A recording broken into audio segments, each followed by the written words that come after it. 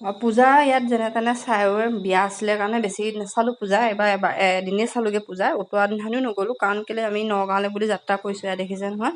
নগাঁৱলৈ বুলি যাত্ৰা কৰিছোঁ মানে নগাঁও আমাৰ মামাৰ নাতিনীয়েকজনী তুলনি বিয়া আছিলে মানে আমাৰ মানুহজনৰ মামা হয় নগাঁৱত ঘৰ সেইকাৰণে গৈছোঁ আৰু অকণমান আগতীয়াকৈ ওলাই গৈছিলোঁ কাৰণ কেলৈ আমি শুকুৰবাৰে গুচি গ'লোঁ বিয়া আছিলে দেওবাৰ 3 তাৰিখে আমি ওলাই গুচি গ'লোঁ সোণাপুৰ যাম বুলি ভাবিছিলোঁ কাৰণ জুবিন দাৰ য'ত সমাধিস্থল আছিলে তেওঁলোকৰ ঘৰৰ পৰা বেছি দূৰ বাট নহয় 1.5 ঘণ্টাৰ বাট বুলি ক'লে সেইকাৰণে ভাবিলোঁ তাতো এপাক দিমগৈ সেই ওলাই গুচি গ'লোঁ আমি ঘৰৰ পৰা সোনকালে কিন্তু যোৱা দিনাখনিয়ে আমি বাটতে বহুতখিনি ফূৰ্তি ফাৰ্তা কৰি গৈছোঁ আমি গোটেই 3 যাই গৈছোঁ বাৰু পৰিয়ালটো কাৰণ বিয়াটো ভাবিছোঁ ভালকৈ আমি ফূৰ্তি কৰিম কাৰণ ঘৰৰ বিয়াই হয় দিয়কচোন আৰু ছোৱালী বিয়া তুলনি বিয়া যেতিয়া ভালো লাগে তুলনি বিয়া হওক বৰ বিয়া হওক আৰু ঘৰৰ বিশেষকৈ তাৰপৰা সেইকাৰণে ওলাই গৈছোঁ 3 জনে তাৰপৰা অহা দিনাখনি মানে দেওবাৰে বিয়া যেতিয়া সোমবাৰেতো লক্ষী পূজা পৰিলে সেইটো কাৰণে ভাবিছোঁ যে লক্ষী পূজা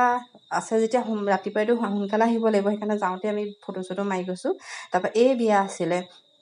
তুলনি বিয়া পেণ্ডেলো দিয়া হৈ গৈছিলে সকলোখিনি ঠিকে ঠাকে হৈছিলে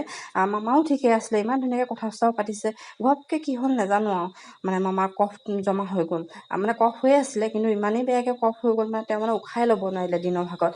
শনিবাৰ দিনাখনি তাৰপৰা উপায় নাপায় তেওঁক ডক্তৰখনে নিয়া হ'ল কিন্তু বাটতে তেওঁ ঢুকাই থাকিলে দেওবাৰে বিয়া আছিলে শনিবাৰে মামা এয়া আৰু কি কৰিম কওক উপায়তো নাই মানুহৰ নিয়তি খেল দেখিছে নহয় ইয়াত বিয়া পেণ্ডেলৰ তলতে এয়া মামা শুই আছে ইমানেই বেয়া লাগিলে নহয় দেখি মানে দৃশ্যটো মানে একো ভাষাই বুজাব নোৱাৰি তাতে সেয়া 4 দিনমান থাকিলোঁ কাৰণ কেলৈ তিলনি যোৱাৰ পিছতে আকৌ ঘৰ আহি পাইছোঁ সেয়াই কি ক'ব